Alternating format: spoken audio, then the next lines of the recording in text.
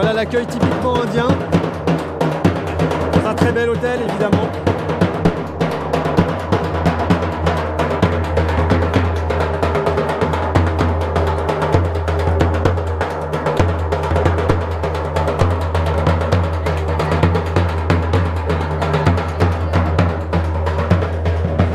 Voilà donc là on vient de remettre une petite tache rouge sur le front de safran avec du riz qui vient de se décoller je crois. Voilà donc oui on est dans un superbe endroit. Thank you very much. Ok. Bon bah écoutez à votre santé hein.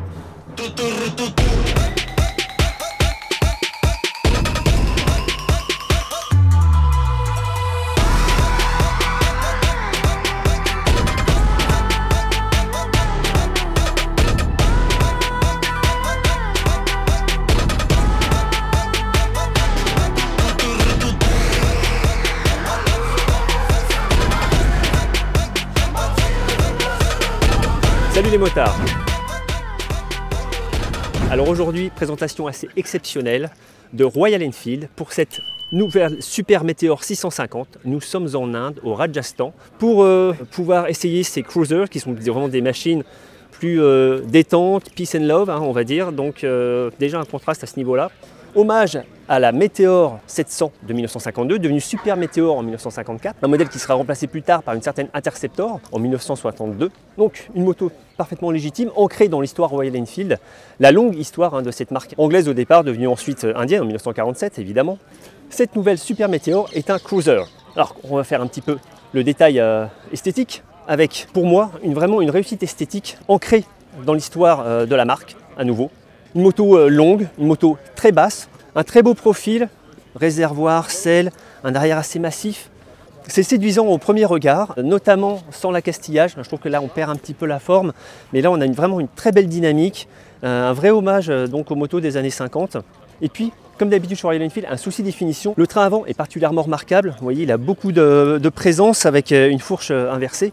Très beau phare également, des compteurs repris aux autres modèles. C'est vraiment une belle réussite qui va s'appuyer sur un cadre double berceau acier tubulaire. Un berceau interrompu sur ce modèle puisque Royal Enfield a décidé de mettre les masses au plus bas, donc de descendre vraiment le moteur par rapport au Roadster.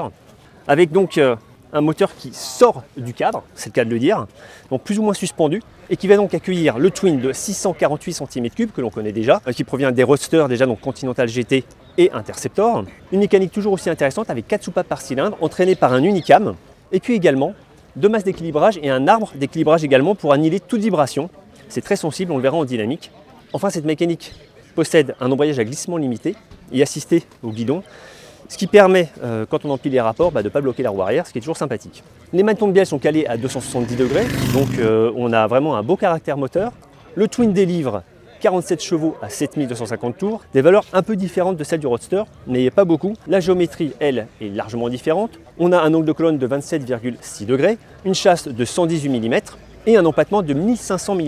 De toute façon, vous pouvez le voir, c'est une moto longue qui est bien posée, hein, effectivement. Même à rouler, on sent qu'il y a une bonne tenue de cap, il n'y a pas de problème. Qualité des suspensions également, avec une fourche inversée de 43 mm, 120 mm de débattement, c'est très important et c'est assez appréciable. Vous remarquerez aussi, ce que j'aime beaucoup, hein, c'est cette partie métallique qui vient soutenir le garde-boue. Je trouve que c'est très bien amené également. Le T de fourche supérieur, je reviendrai aussi une fois sur la machine, c'est très simple, mais ça c'est costaud. Le support de phare, tout en aluminium, donc c'est sympa aussi. T inférieur, assez présent également. Il y a deux choses que je reprocherais, mais pour ça c'est plutôt pas mal. On a un très beau bouchon de réservoir également. Les liserés de peinture sont très correctement réalisés également, ça c'est sympa à voir. On aurait aimé avoir autre chose qu'un sticker à pas mal d'endroits d'ailleurs ici. C'est un peu dommage, mais bon, on verra pourquoi aussi à la fin. Enfin, ce feu arrière là est très joliment dessiné, très profilé. La petite assise également comme ça, passager, c'est très bien amené. À l'arrière, on a double combiné amortisseur, mais seulement 101 mm de débattement, et ça, ce sera un petit peu juste. Question freinage, on a les deux mêmes éléments avant-arrière, deux pistons à l'avant et deux pistons à l'arrière, des frettes de 320 mm à l'avant, monodisque donc, et à l'arrière, monodisque de 300 mm.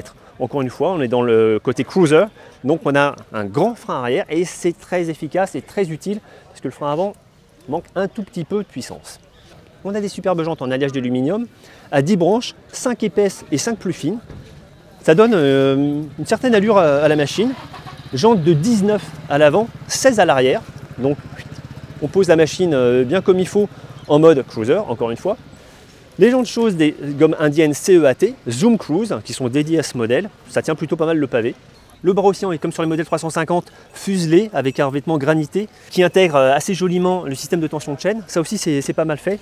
Comme vous l'aurez vu également, la mécanique se part d'un anthracite sur ses quartiers latéraux et sur le couvre-culasse. Donc ça c'est assez sympa, mais je pense que tous mes collègues également comme moi auraient bien aimé le traitement métallique qu'on a sur les Interceptor et Continental GT. Le bloc paraît plus gros, plus volumineux et c'est bien agréable. Cela dit, ça donne une touche de séduction qui est pas mal comme ça également. Vous remarquerez également des collecteurs tout chromés, donc ça vient signer assez joliment la machine. Mais par contre, je vais lui reprocher ses échappements. Là, je trouve que les silencieux sont un peu trop présents et surtout, ils ne reprennent pas l'esthétique d'hippo saucisson des années 50 où on avait donc une cartouche et après, on avait un tuyau qui repartait un petit peu plus loin. Ça donnait une esthétique un petit peu plus travaillée, un peu plus authentique. Et là, on n'a pas ça. C'est un peu dommage. En revanche, la sonorité est superbe, comme sur les 650 Roadster. Et ça, c'est très très bien.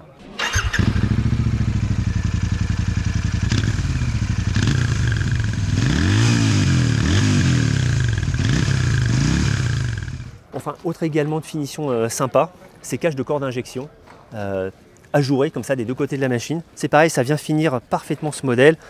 Notez aussi les superbes emblèmes métalliques qui équipent le réservoir. Là aussi, un soin du détail, ils sont vraiment très très beaux ces emblèmes. On a un réservoir de 15,7 litres qui écarte certes un petit peu les jambes, mais c'est conforme à la philosophie du modèle, il n'y a pas de problème. Comme vous voyez, la position est plutôt confort.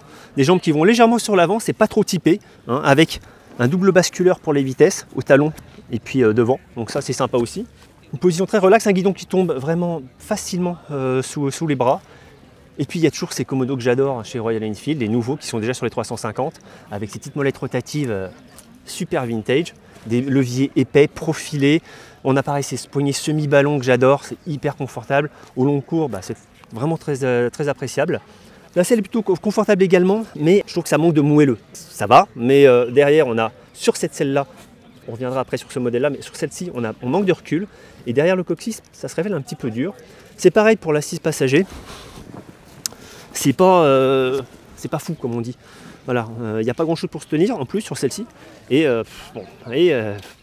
c'est gabarit étroit. Pour le pilote, on retrouve sous les yeux un compteur, pareil là aussi comme sur les 350. À la fois analogique et digital, avec une fenêtre d'information qu'on pilotera. Alors c'est très rapide, il n'y a pas grand chose, ce sont les deux odomètres et les trips. Ici au bouton info, ça c'est super. Donc toujours technologie et tradition chez Royal Enfield. En revanche, on n'a pas le petit connecteur USB, il est ici. Alors il faut la clé pour ouvrir cette partie-là, dans lequel on va trouver ce connecteur USB. Il y a un petit endroit pour faire passer le fil sans l'abîmer. Et puis on a également la trousse à outils et les fusibles. Donc trousse à outils assez bien foutue. Donc ça c'est un bon point également. Je passe rapidement sur le modèle équipé. Alors dans cette version-là, rouge-blanc ou bleu-blanc, la machine vient directement équipée de ce pare-brise et d'une assise qui est, pour le pilote déjà, plus longue. Donc ça fait une vraie différence. En plus elle est siglée, c'est sympa. Et pour le passager, alors là on est carrément bien, il y a le 6 bar derrière. On peut vraiment s'accrocher. C'est des plastines qui sont plastifiées. On aurait préféré un peu de métal, mais il y en a déjà beaucoup et la moto est assez lourde. On a une déflexion très correcte. Par rapport aux performances de la machine, ça va très bien. L'ajour ici, ça permet d'éviter d'être aspiré. Donc ça, c'est un bon point également. Enfin, les rétroviseurs offrent un très grand champ de vision. Globalement, très satisfaisant en ergonomie. Donc une Royal Enfield Super Meteor 650 tout à fait légitime par rapport à son histoire, mais aussi authentique et moderne, comme on l'a vu, avec de l'électronique. Pas beaucoup évidemment, on n'a pas de contrôle de traction, tout ça. C'est vraiment simple, mais très efficace. Et c'est un peu l'image de l'Inde, où on va maintenant vous emmener rouler. Alors là aussi, c'est assez exotique la circulation. Il y a beaucoup de choses et de gens sur les routes. On a à la fois des animaux à éviter, des trous dans la route aussi, une circulation très particulière avec des méthodes de dépassement typiques, locales, donc, et en plus on roule à gauche. Donc tout ça va vous donner un peu le ton de cet essai. On vous emmène, c'est parti.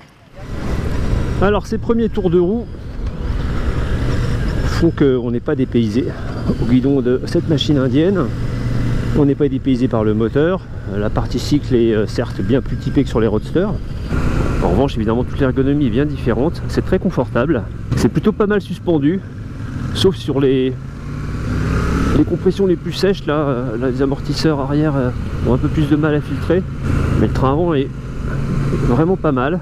La selle mériterait d'être un petit peu mieux rembourrée en son milieu à l'arrière. Mais globalement, ça le fait. Bon, une mécanique qui est très docile. Hein. Là, on est en 6. Ouais, non, en 6 à 40, ça passe pas. La disponibilité moteur n'est pas super étendue non plus. En dessous de 30 km/h en 3, ça devient compliqué. Donc c'est pour vous dire que voilà, on a une souplesse correcte qui permet de pas trop jouer de la boîte de vitesse quand même. Puis également le rayon de braquage n'est pas extraordinaire en agglomération. Mais bon, c'est un cruiser, donc il y a comme ça certaines spécificités avec lesquelles il faut composer. Population toujours hyper sympa.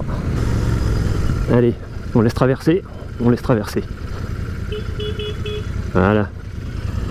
Alors ce que j'aime bien, c'est quand on tire les rapports, on va redescendre un peu, vous allez écouter ça.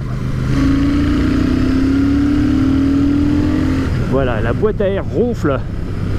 C'est assorti aux échappements qui trépident, avec une moto qui est heureusement toujours aussi facile à emmener. Ça se dirige très facilement. La tenue de cap à toute vitesse est aussi très appréciable et qui dispose d'un, c'est important, d'un bon freinage avec le frein arrière. L'avant, il n'y a pas grand chose, c'est juste suffisant on va dire, mais avec l'arrière qui est très important avec ce disque de 300 mm, ça complète et même ça assure un freinage en fait très correct. Et l'ABS est également fort bien calibré. Alors là ça s'arrête sans crier gare. Vous avez des gens en contresens aussi, on roule à gauche ici mais la file est de l'autre côté. Allez, on va jouer du klaxon aussi. C'est la norme ici, c'est aussi une façon de dire bonjour, merci, d'être content. Okay. Bah voilà, bah regardez, voilà, on a une superbe vache sacrée, magnifique.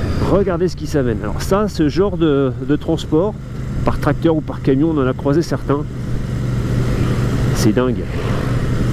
C'est complètement dingue. Alors là, je suis en 2. On va tirer les rapports. Vous allez voir que la dynamique est plutôt correcte.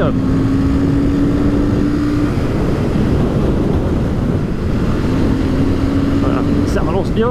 Allez, on passe la 6. Et en fait, il y a un peu de visage dans la mécanique de cette Super Meteor, avec un moteur assez complaisant à basse vitesse. Des bonnes vibrations, une sonorité très sympa. Et puis quand on tape un peu dans la mécanique, bah, ça monte bien dans les tours. Encore une fois, on a un rapport à l'usage-course qui privilégie les montées en régime. Et on atteint assez vite des vitesses tout à fait correctes. Bah, vous voyez, la circulation, c'est typique. Hein. C'est le plus gros qui passe. Bon, il n'y a pas grand-chose à voir aux alentours, mais par contre sur la moto, on constate que la machine a une excellente vue mécanique et permet de prendre un bon 140 sans problème. On peut aller nettement plus haut. On va tester.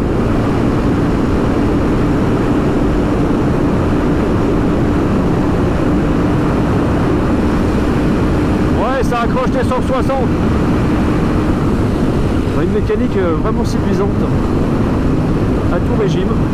Et là on file à contre-train à 130, 140 dans le désert indien. Voilà, la stabilité est excellente.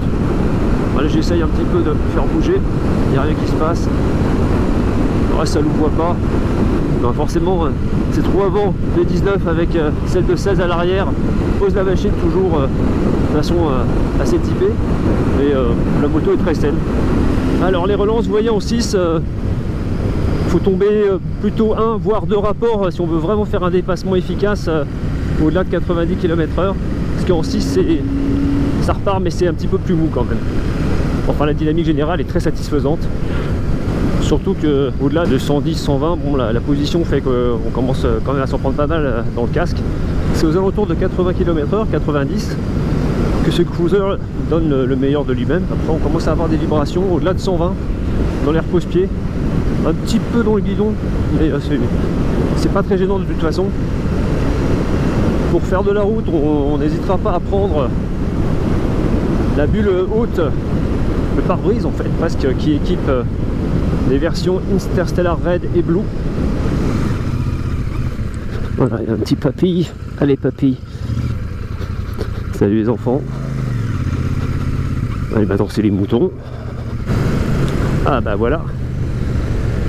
Façon de transporter un beau chargement. On aura fait 360 km aujourd'hui, sans fatigue, sans douleur aucune. Ce qui prouve que globalement le confort est correct. Ça pourrait toujours être mieux. Je pense que ça devrait même être mieux pour ce type de machine. Mais ça suffit largement, en tout cas en l'état, à se faire plaisir longtemps. La place arrière telle qu'elle, par contre, c'est pas extraordinaire. Il va falloir renforcer l'épaisseur de mousse. Mais cette moto, moi, finit par me convaincre. Il y a des choses perfectibles, mais globalement, j'aime bien son comportement. J'apprécie beaucoup sa mécanique. Géométrie, freinage, tout ça, c'est assez correct. Hein. Donc concernant cette machine, vous voyez, on a entre guillemets assez vite fait le tour de son usage. Évidemment, je vous ai parlé pas mal de ce qu'on voyait. C'est quand même aussi important puisque c'est pas tous les jours qu'on vient en Inde pour essayer une Royal Enfield. Donc comme je vous l'ai dit, une Super Meteor très convaincante en fait, avec, bon, comme reproche, on va commencer aussi par l'esthétique là. En reproche esthétique, je trouve que le train avant manque de présence, il n'a pas d'épaule assez marquée, comme le réservoir d'ailleurs, qui en fait globalement l'esthétique va être très traditionnelle, elle va manquer peut-être un petit peu d'originalité. C'est à la fois bien pour ceux qui recherchent quelque chose d'assez historique, et puis peut-être qu'on aurait bien aimé avoir un peu comme sur les Roadster, quelque chose de plus personnalisé, hein, peut-être des évidements dans le réservoir, quelque chose qui va plus loin ici, parce qu'on a cette partie du cadre qui vient rejoindre la colonne de direction qui est très importante, on la voit beaucoup, et ça c'est un peu dommage quand même.